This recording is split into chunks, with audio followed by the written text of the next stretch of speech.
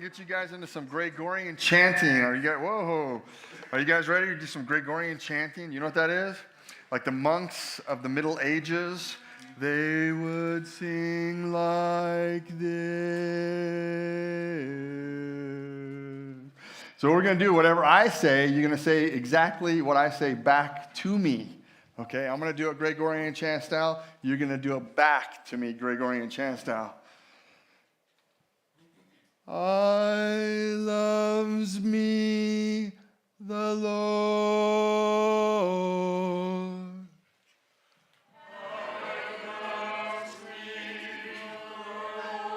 So there's a little southernness added to the Gregorian chant, right?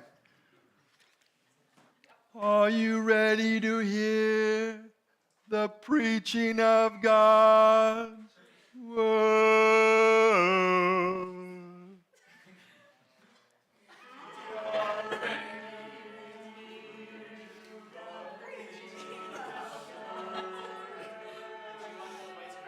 That was a little bit bad. All right, you guys. So we're going to continue on. We have been doing a series on the reliability of Scripture, and primarily given evidences. So each week we've talked about different evidences, like we talked about internal evidence, external evidences. The external evidences were many. We talked about like manuscript evidence, archaeological evidence. Last week we talked about prophetic evidences. This week, I think generally speaking, it's an evidence, but it's just more for your for you to be like, okay, yeah, we can trust our English Bibles, okay? Because I want to talk about translation tonight. I'm not going to teach you how to actually translate, but I'm just like, how did we even get our English Bibles? Like, what does that actually look like? Like, what was the process of it? And I'm going to be sharing some stuff like I have every week. Look, I don't think that you guys, just because you're students, I don't think you're stupid, and I won't talk down to you. I think you guys can understand the things that we've been, and hopefully you have understood the things we've been talking about. I think it's important. I think what's happened a lot of times in most youth groups, that you have this concept of, and by the way, I'm not just saying this. When I went to Bible college, and I took some classes at a Colorado Christian University, I remember going through the class that they had on youth ministry, and one of the things they explicitly said was, you got to make sure that you bring it down for the students. You got to make sure that, you do your studies and stuff, but you got to make sure you bring it down here. They'd say something to the effect of, you got to take it off the top shelf and put it down to the bottom shelf for the students. For me, that was just equivalent to saying they're stupid, so teach them at a stupid level. I don't think that. I never believed that ever in my ministry. The whole time I've done ministry, I've never done that. Tonight's no different. But because of that, I'm going to be saying a lot of words I want you to hang in there that you may have never heard before. In fact, probably most of our mentors, I would guess, have heard a lot of the stuff that I've talked about, if not all of it. So I think y'all will be good. But student-wise, I don't know if you've heard these, but hang in there. We're going to kind of talk. We're going to get kind of a little bit in the weeds on some of this stuff. All right, so the original manuscripts, just to remind you, the original manuscripts that the Bible was written in, technically two languages. We could say there's a third language. The Old Testament was written in Hebrew. The New Testament was written in what's called Greek, or Koine Greek. It just meant common Greek was the idea. Now, there was a third language. Who knows the third language that the Bible was written in? Anybody know? Student. Let's see if a student knows. Aramaic, yes. You know where? Daniel, yes. And Ezra. Ezra and Daniel. Daniel chapters 2, verse, what is it now? I don't even remember now. It's chapter 7, verse 28. It's chapter 2, verse 1 through chapter 7, verse 28. That's why I couldn't remember the ending of 2. Because the starting is what I needed. Anyway, and then Ezra, I don't ever remember what portion of that is. But so basically, when we talk about the original manuscripts, manuscripts, they were when we say manuscript, we're talking about the hand copied. Remember we talked about that? The hand copied records of the Bible. Okay, so Old Testament, we got the Hebrew, and New Testament, we have the Greek. Now, we're not going to really just go into the Hebrew tonight as far as how we got that. And the reason is because primarily they've used pretty much one Hebrew translation. They've added They've added to it some stuff from like the Dead Sea Scrolls, and so we could get into that some, but quite frankly, there's almost no differences from the Dead Sea Scrolls to the Masoretic text, which is what's basically used. So we're not going to talk about that because primarily the Hebrew text is the Hebrew text, and what they had from way back when is what they have now. The New Testament's a little bit different, and so we're going to be kind of focusing on that this week. Can we trust our English Bibles? I don't know. What do you think? We've gone through a whole series. Hopefully you can trust your English Bibles, right? I hope your answer is yes, we can trust our English Bibles. But like, how did we get there? It's called the translation, kind of transmission is somewhat tied into that. So how do we get our Bible, our English Bible? So you got to understand when we talk about the Greek, remember, our English Bibles, we are taking them from the original manuscripts, and we have pretty much from the beginning. And I didn't even put that in here, but you go all the way back to the 1300s, a guy by the name of Wycliffe. He came up with the first English Bible, okay? It wasn't the King James Version like you probably have heard. It was actually a guy by the name of John Wycliffe. And he actually wrote from the available Greek manuscripts and Latin manuscripts. He took them and then he made the English Bible out of that. But just know that ever since then, that's kind of how people have rolled. And the reason I say that is because something that you may hear people who are like, oh, the Bible, man, it's been copied and copied and copied and copied. Like we talked a little bit about that last time. But it would even be worse if it was the case that we were taking it from the Greek language over into the Latin language, over into the whatever. You pick the language that we just kept doing this string, right? And then we came over into, say, I don't know, pick a language. Somebody throw a language out there. What? Chinese, right? Or Cambodian, or it doesn't even matter. Do you see what problems could arise out of that? You keep taking from these different other translations, it could get a little bit more difficult. Understand that's not what we have. We don't have that. We actually deal with, when I say we, I'm talking about believers, Christians, and specifically scholars, guys who learn the Koine Greek and the Hebrew. They are dealing with the original manuscripts. They take them, or not the original manuscript, but the what it was originally written in is how I should say that. And so they are taking those, and they take them today, and that's where we get the translations from. Now, translations, there's always a difficulty, any translation that you do, obviously. So, anybody in here speak a different language? Does anybody know a different language? What do you know? Goodness, even saying it that way, I'm like, I don't think she knows it. Just kidding. But, so, okay, let's take Spanish, for instance. If you go into, if you take a language, and then you go into another language, you call that language the receptor language, okay? So if you're going from Spanish to English, you're going to communicate, and then that receptor language is going to translate the best they can based on what was given to them. There's a lot that's involved with that. There's things like idiomatic phrases, which just means like there's common phrases that are used in every language that you could possibly fathom. And even with English, for instance, like just think of like how that works, like these idiomatic, I'm going to give you an example of what an idiomatic phrase is. It'd be something like, I'm trying to think of a southern expression. As the crow flies, okay? That's a southern English idiomatic phrase. What does that mean? It would be like time and distance kind of for like, oh, how long does it take to get from point A to point B? As the crow flies, 7 minutes or whatever. Yeah. So it's a time and how fast it gets you. But just taking the literal words, you wouldn't necessarily get there with that, right? As the crow, what are they talking about? Are they talking about birds right now? Like what is this author trying to say, right? So usually it's the context in whatever writing or whatever they're speaking that normally people figure those things out. Well, it's a bit of a difficulty when you're going in from like an English to a Spanish or vice versa. You have those, but they can be overcome, and there's ways in which to overcome that. So those are just some of the challenges that people face when they try to translate the Bible. And it doesn't matter. I'm just talking about English. Like, it doesn't even matter. Like, whatever language that they're taking from the original into that receptor language, Spanish, English, Chinese, it doesn't matter. There's all these same issues that these people deal with. And we'll talk a little bit about that here in a little bit. But when we talk about what, say, Chinese scholars, Spanish scholars, English scholars, like what they're all going to do is they're going to deal with the Greek manuscripts. And there's two main families of Greek manuscripts that are used today. And I'm not going to get a lot into this, although we are going to talk about it a little bit. But it actually makes a little bit of a difference. It's not a huge difference, but it definitely does make a difference. All right, so here's the two kinds. The first one is called the Alexandrian, or the critical text.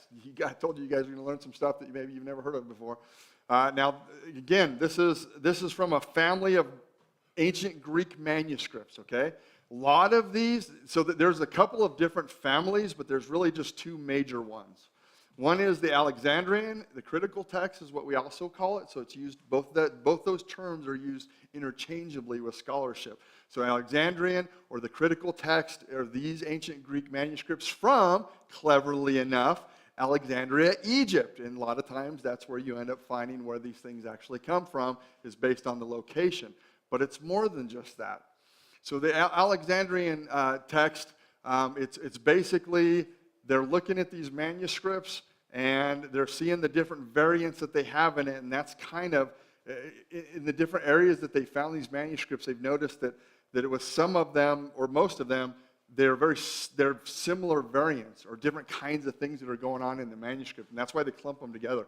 But it's from Alexandria, Egypt, older manuscripts, but they're fewer and earlier. There's about 150 of those, and the time date is about 100 to 300 AD, so they're the earliest New Testament Greek that we possibly have. So that's the critical text, okay?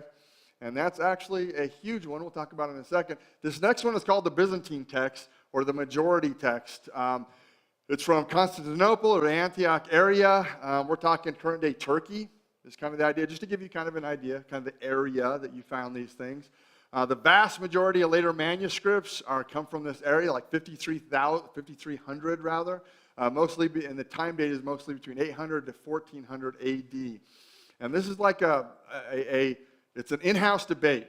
And so Christian scholars, they take positions on which text group they use when they want to do translations. Does that make sense? One of these very clearly has won out, which I'm actually not in favor of personally. But here are the two main approaches, and I'll tell you what that is here in a second. The two main approaches to translating today. All right, so the critical text approach is basically what I'm going to tell you right now is the philosophy of why each of these manuscripts do what they do, okay? So you got the critical approach, okay? And this is how they take it. They say the best reading is the oldest, plus the widest, plus the most difficult manuscripts. Notice that last one, the most difficult manuscripts. You see, in these scholars' mind, they said, well, look, if it's a really complicated type translation, then that probably means that it was original. And their reasoning is because a scribe would just say, hey, look, this must be the correct thing. This has to be the case. And I don't necessarily agree with their reasoning behind this. But here's what true text copies. Let's see, I might have gotten this out. Oh, here we go. All right, so so the majority text. This is for the majority text. So notice with the majority text, okay? You have 90% plus manuscripts, and this is their thought process behind it. That because there are so many manuscripts, the earlier manuscripts in this family were used so many times that they literally wore them out, was the concept. They used these early Byzantine not that they weren't available, it's just that they used them so much, and it was then now used all over the early Christianity, that's why we don't even have the early ones anymore. But the vast majority of the manuscripts that we have available today are from the Byzantine tradition. Now, let's see here. Let's go to this next one here. Now, by and large, almost everybody takes the critical text view. So you'll notice these are just some of the English translations, almost all of them, the NIV, the ESV, NASB. Are you guys familiar with those terms, by the way? The New International Version, the English Standard Version, the New American Standard Bible, the New Revised Standard Version, the Christian Standard Bible. Sorry, there's been some new ones. I'm like, anyway. But these are all translations, English translations. Almost everybody, like I'm telling you, pretty much almost all your English translations are going to come from the critical text. Now, I can't speak for outside of English, but I can tell you that the vast majority of scholarship still takes the critical text. So my guess is, and you can check me on this one, but my guess is that it's probably true in other languages, Chinese, Spanish, like we were talking about before. Like it's most likely going to be taken from the critical text. But you have the majority text here. Look at all of them translations. And that's probably about it. So you have the King James, New King James Version, and then that's called the Web Bible. It's a fairly recent translation of just within, I want to say within the last 10 years or so. But they'll take the majority text, okay?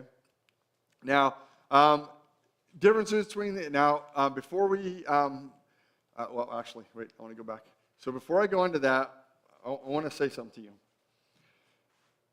Regardless of where you stand on this particular issue of a critical text versus a majority text, it's not really that big of a deal. I am a majority text guy, so I have the New King James Version, but I'm going to tell you the differences between the New King James Version and, say, the English Standard Version. There's not a whole lot of difference within that. Like, there are some bigger things, and I'll show that with you here in a moment. The vast majority of them are the same. In fact, somebody calculated that there's only actually 6,500 different differences, and that sounds like a lot, but we're talking like, again, it could literally be one letter different. You know, so we know what the word is, but the one letter is different. So that's to say that they are about 98%. I believe that was the stat that one scholar gave, that it was like 98% are the same. So it's not like there's a big difference, but there is a difference. Now turn over in your Bibles, if you got it, to John chapter 7, if you would. And we mentioned this before, but I just want to point this out again, because this will be the difference that we'll see here. John chapter 7, and you're going to go into, if I can actually see here, John chapter 7, verse 53.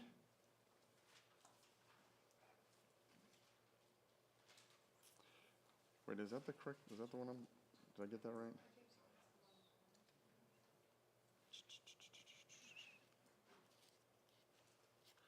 Yeah.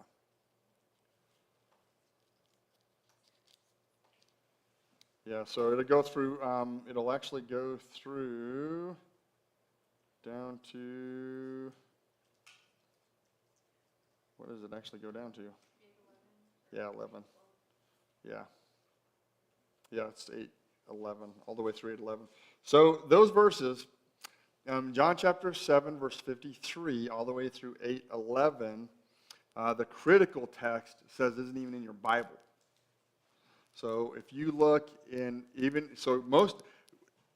who has the King James Version? Who has the King James Version in here? Okay. Who has the New King James Version in here? All right. What other translations do we have in here? NASB, NIV, what other ones? NIV. All right, so they used to do this all the time, but apparently they aren't doing it as much anymore. But they used to, in all the translations that do the critical text, they would actually have either a note in there, bare minimum, but usually they'd bracket it out. They used to actually bracket it out. And they would say then in a note, hey, we don't think this is actually in the original. Which is interesting, because if you don't think it's actually in the original, why in the world did they still put it in there?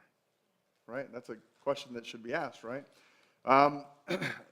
I think it's because they're not as sure as they think they are. Now, the majority text, the New King James, the Web Bible, each of those, they still include that, and they believe that it is a part of the original. And I agree, I think 100% that it is a part of the original. But you end up seeing that, and there's actually several different passages like that, like chunks of Scripture. Not a ton, but there are a few places. This is probably one of the bigger ones, and this is probably one of the bigger, like it's just a well-known one. Like you guys are probably all familiar with the story of the adulterer, but the stoning, they're gonna bring this person to Jesus, and they're gonna throw stones at her. Like this is a pretty huge story in the Bible, and the critical text people, they say it's not even in there. So do you see kind of the relevance why I was sharing with you? It's not like it doesn't matter, or it's not like that it's the, I'm sorry, I say it backwards. It's not like it's the biggest thing in the world as far as which text you take. but it does matter. It's significant. I personally think it's pretty significant because I think absolutely that is a portion of the Bible. Now, let's talk about different kinds of translations here, okay? All right, so here's, I'm going to give you 4 different ways in which when somebody, so let's say, let's pretend like, Joe, come here, Remy, come here. And let's see here, Justina, come here, and Shiana, come here. All right, so you stand here, Remy. You stand about here, and stand about here. Okay, so these guys are your scholars. These folks have studied New Testament Greek. We're talking, they know the manuscript evidence. They technically have their degree in text criticism, which puts them in the spot to now evaluate the original manuscripts, and they are going to do an English translation for you. This is what these guys are going to do. Remy here, he's the first one here, okay? Remy's our first one. Now, before we get into how Remy does it, you have to understand that every person that decides that they're going to translate the Bible from the Greek and Hebrew, that they have to make a decision on how they're going to do it. Now, each of these individuals up here distinguish different ideas of how you translate it. Now, there's a reason for that. Do you remember earlier I said that when we go from one language into a receptor language, and you remember how I told you that can be an issue, like understanding? That's what these guys are deciding. That's what these guys have decided in the different translations. And we're not talking about whether it's critical text or whether it's a majority text. Now we're just talking about we're getting ready to translate this thing. Let's say that Remy does take the majority text. This is going to be his philosophy. This is what's going to guide him when he translates this. By the way, this is not unique to like Scripture, by the way. Every single person that has to translate something from one language into another deals with this question, okay? This is just a normal communications question. But this is how Christian scholars handle it. So this is our first one. This is Remy. Say hi, everybody say hi, Remy. Hi. Remy here is going to do his philosophy behind this. It's called formal. I'm just giving you the big words. Formula equivalence. It basically means a word for word. So he's going to look in the Greek and go, okay, it says here love. I'm going to put love, okay? So that's going to be his idea. It's the most literal that you'll find of the different English translations. Here's some examples. I put them up there of a literal translation or formal equivalence, what they call it, word for word. Those examples are King James Version, New King James Version, New American Standard Bible, and English Standard Version. That's not all of them, by the way. That's just a shortened list. But those are ones that are saying, you know what, we want to basically communicate as close as we can, word for word, so that the person who's reading it can decide for themselves. So if there's something weird in there, like as the crow flies, instead, and it may say that in the text, and it may be like, I have no idea what they're trying to communicate there with this. You have to study it and then figure out through the context or the usage of words yourself what it actually says. Does that make sense? Are you tracking like with that? So it's more of a literal type thing. This is, I think, the best for like study, and this will help you if you don't know the Greek or the original languages. This is the way to go, is you want a translation that you can look at, and you'll know that it's primarily word for word. So you can go to the different words, you can study the different words, and you have a really good idea. A lot of times these Bibles, they will leave something a little vague. In fact, I would say the NASB and the New King James are probably better at that than like the ESV, to where they'll just leave something really vague and leave it up to the person who's studying it to figure out what in the world is being said. Does that make sense? All right, here we go. We got the next guy here. This is Joe. Say hi to Joe. Hi, Joe. This is called dynamic equivalence. So here's the traits of it. It's more of a thought for thought. It's more of a balanced type idea, to where a word for word can like sound a little rough. Because it's grammatically correct, but it's not like, it doesn't flow as well, I guess. To where a dynamic equivalence, they're really trying to go to make it flow better, and they're really trying to go like, okay, what's the essence? I mean, what is the person communicating? So if you notice in that, there's a little bit of interpretation with that. It doesn't mean it's horrible, it's way off, but it does mean that these folks are taking a little bit of an interpretation to it. They try to be balanced is why they do that. Here's some examples. NIV. the Christian Standard Bible, and the Net Bible. And that one's just good for like everyday reading type thing. So, and it runs a little bit smoother, but yet it still tries to maintain like how trustworthy the Bible is. Here we got Justina. Hi, say hi, Justina. Hi, Justina. Okay, this one is called the Readable Dynamic, and its traits are just very clear modern English. So they are purposefully saying this is what we believe the text is saying, and they're giving it to you. And it doesn't mean, again, they're using the Greek. All these folks are using the original Greek. But when it's further down this way, so starting from there, going down this way, the more they start, the person who's translating it is given an interpretation of what they think that's trying to be communicated. Does that make sense? So Justina here, she's taking a little bit more liberality here. She's like, oh, yeah. So the NLT, New Living Translation, the GNT, the CEV, these ones are like, again, just trying to make it just to where you could really, really understand it really well, okay? I think it's probably good for beginners and devotional type stuff. Not horrible, but still beginner type stuff. Now, this last one, this is Chiana. Say hi, Chiana. Hi, Chiana. This one, man, their philosophy, it's basically a paraphrase. It's freely worded. This is basically, or not basically, it's usually one person. Okay? All these other ones, usually you have several different translators that are involved in it. Many translators that are involved in it, okay? And just because you have one doesn't mean there's anything wrong with it, but you don't have anybody check and work on that kind of stuff. So this one is like one that it's literally, I personally think it's just the interpretation of that one individual, okay? And so an example of this would be the Message Bible. You ever heard of the Message Bible, by the way? The Message Bible? So Message Bible is amazing. It'll say just about anything you want it to say. It's just amazing. So, but the Message Bible, I wouldn't say that it has no value because the gentleman who actually wrote it, Eugene Peterson, I think is his name, brilliant guy, smart guy, definitely knows his stuff, knows Greek and Hebrew. Like he has the stuff, but he definitely takes a lot of license. You can very, very clearly see his theology comes out in it. And that's something that I want you to think about. In each one of these areas, you can actually see somebody's theology of the translators coming out in their translation. It may not be as clear for you right now as you start, but as you start studying the Bible for yourself and understanding what Scripture is teaching, you will actually start seeing in even the translations that because of a translation that they took, they geared themselves toward a certain theology. Okay, that's why for me, when you're down on this end over here, you have the least amount of that going on. I mean, it still goes on, by the way, but it's very, very minimal, and you don't have to worry about somebody trying to throw their theology in at you. Does that make sense? You literally, it's like, man, it's more trustworthy. Like what it's saying is what it's saying. It purposely will leave some things vague so that you have to figure it out for yourself. To where down here, there's no vagueness at all. They're like, this is exactly what it's saying. Yeah, and throw it at you. Like, you better take it because that's just it. Does that make sense? I personally think all of these up here have value.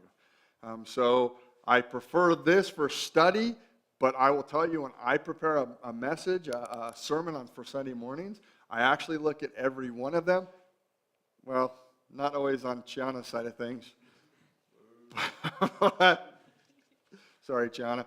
But I will at least look at these guys. And by the way, the reason for that is that, like the Message Bible, for instance, it's just really, really just, it's just tainted. It's the guy's, like, what he thinks everything's saying. So I just personally, like, I don't know.